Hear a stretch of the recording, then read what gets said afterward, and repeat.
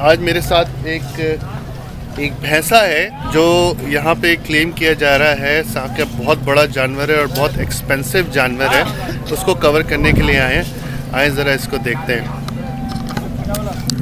तो ये भैंसा है जिसके बारे में हम सुन के आए हैं और जानने की कोशिश करते हैं यहाँ पे जो भी इनके मालिक हैं उनसे। अस्सलाम वालेकुम सर, क्या हाल चाल है?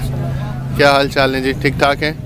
अच्छा जी, ये क्या नस्ल का भैंसा है, कुछ बताएंगे आप इसके बारे में हमें? ये आप जो